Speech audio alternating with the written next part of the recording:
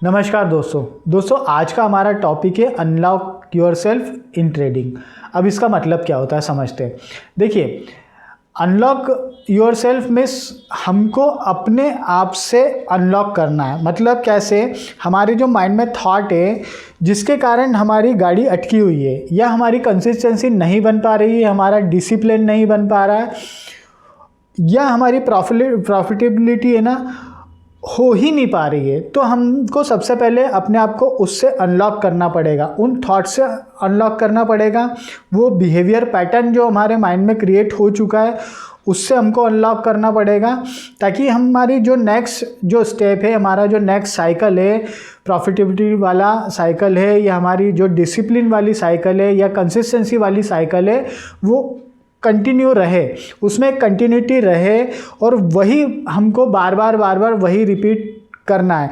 जबकि होता क्या है कि जब तक हम अपने आप को अनलॉक नहीं करेंगे तब तक वो पुराना वाला जो पैटर्न है, लॉसेस वाला, या फिर जो है हमारे माइंड में किसी तरह का डिज़ायर हो गया या कोई कंडीशंस ऐसी रही होगी जो फुलफ़िल नहीं हो पाई है, या रिस्पॉन्सिबिलिटी के तौर पर कह लीजिए, या पैसा कमाना है ट्रेडिंग से और ज़्यादा कमाना है, वो एक लालच संबंधी कह लीजिए, या किसी तरह का जो डर है, या ईएमआई पे करना है या लोन्स पे करना है उसका जो डर है, या फैमिली रिस्पॉन्सिबिलिटी है उसका जो डर है, वो अटैकिंग मोड में आता है। तो ये जो सारी जो बिहेवियर पैटर्न है ना, इसके कारण क्या है, हमारा जो है ना कंटिन्यूटी बन नहीं पाती, और वो कंटिन्यूटी जब तक बनेगी नहीं तब तक हम प्रॉफिटेबल तो नहीं हो पाएंगे।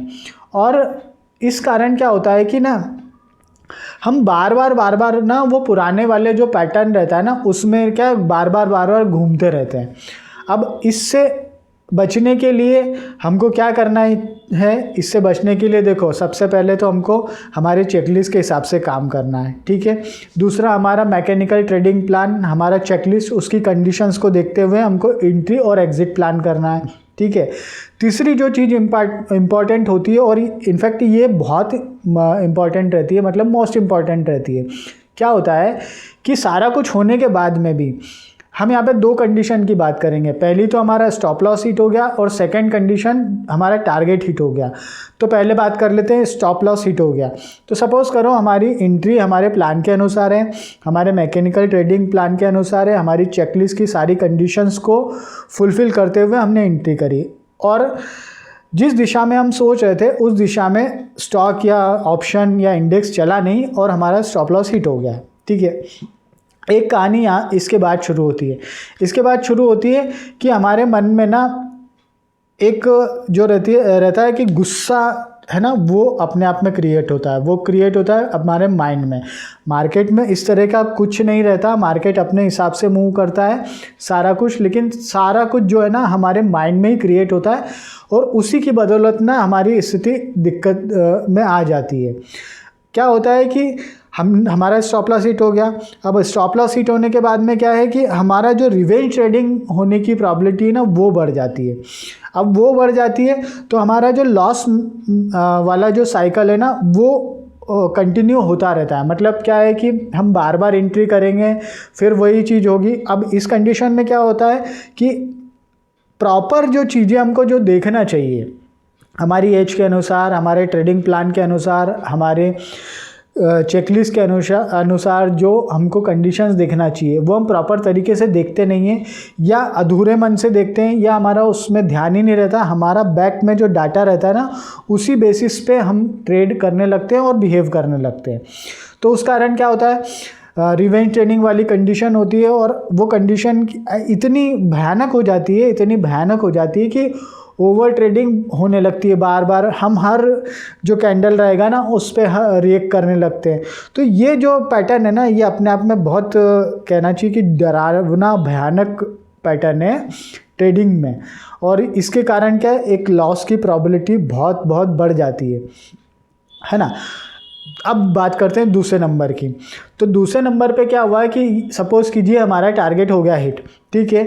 अब टारगेट हिट होने के बाद में हमारे मन में जो चीज़ें सारी वही रहती है, वो बिल पे करने की, वो रिस्पॉन्सिबिलिटी की, वो ईएमआईज़ की, या और पैसा कमाना है और ज़्यादा कमाना है, उसकी वो सारी चीज़ें वहीं रहती है, और वो जो चीज़ें रहती है वो हमारा टारगेट हिट होने के बाद में अलग तरीके से बिहेव करती है। वो हमारा लालच को क्रिएट कर देती है। मतलब हमारे पास हमारा डर और लालच दोनों एट ए टाइम हावी हो जाता है उस समय।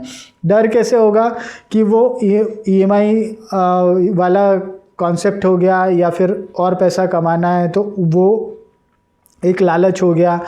ये दोनों जब चीज़ें हावी होने लगती है ना, तो हम क्या करते हैं कि बिना देखे बिना सोचे हमारे टारगेट हिट होने के बाद में भी ना दोबारा एंट्री कर लेते हैं, और हो जाती है।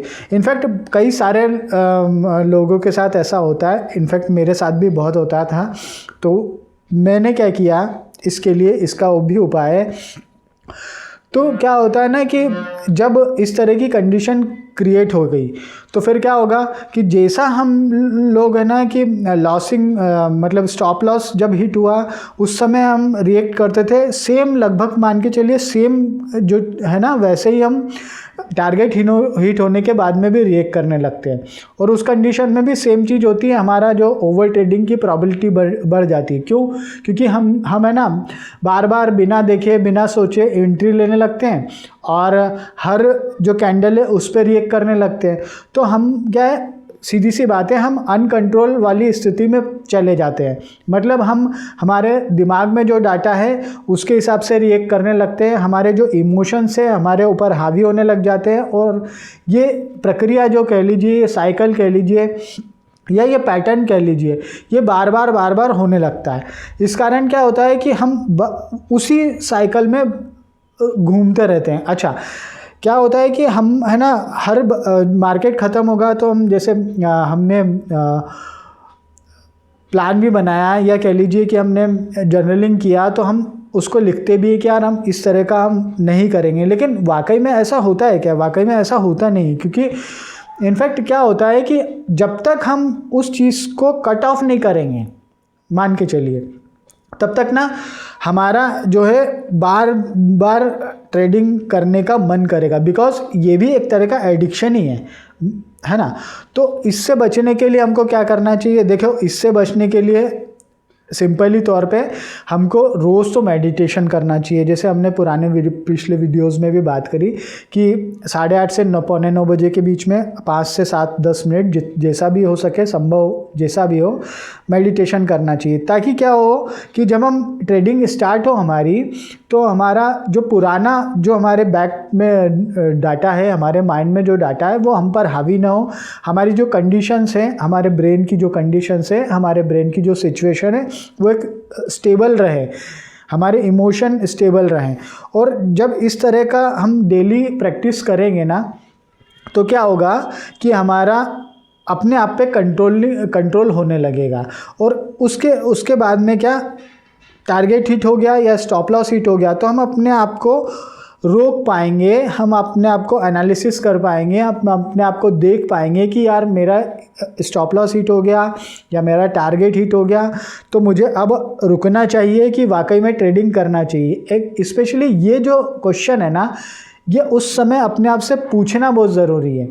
तभी हमको ये पता लगेगा कि यार जो है कि वाकई में स्थिति बन रही है कि नहीं बन रही है कि हमारी दोबारा एंट्री करने की। अदरवाइज़ क्या होगा, वही वाला ओल्ड वाला साइकिल वही क्रिएट होगा।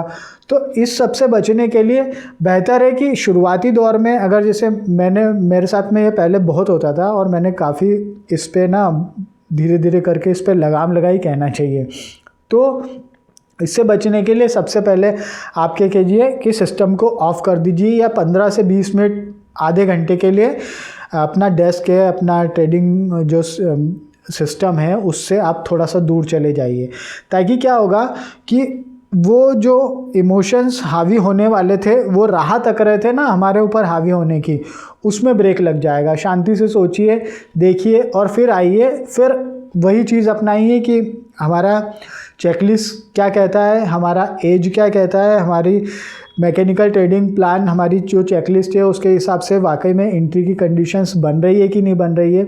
अगर हम ऐसा रिपीट बार बार करेंगे ना, तो उससे क्या होगा कि हमारा प्रॉफिटेबिलिटी वाला साइकिल बन जाएगा, और धीरे धीरे करके हमारा खुद पे भी कंट्रोल हो जाएगा। तो ये चीज़ें ना ट्रेडिंग में बहुत मायने रखती है, और काफ़ी ये चीज़ है ना बोलने में बहुत सिंपल लगती है, लेकिन इसकी कंट्रोलिंग है ना अपने आप में बहुत भारी पड़ती है। क्योंकि ट्रेडिंग में क्या होता है, मार्केट तो अपने हिसाब से काम कर रहा है, हमारा काम क्या है, एंट्री करना, एग्जिट करना, है ना। और या फिर अगर हमारा स्टॉप लॉस हिट हो रहा है तो उसको लेके हमको फिर नेक्स्ट उसकी तैयारी करना। लेकिन ये एक्चुअल में इतना आसान भी नहीं है जितना कहना आसान होता है कि यार ऐसा कर लेना चाहिए, ऐसा कर लेना चाहिए।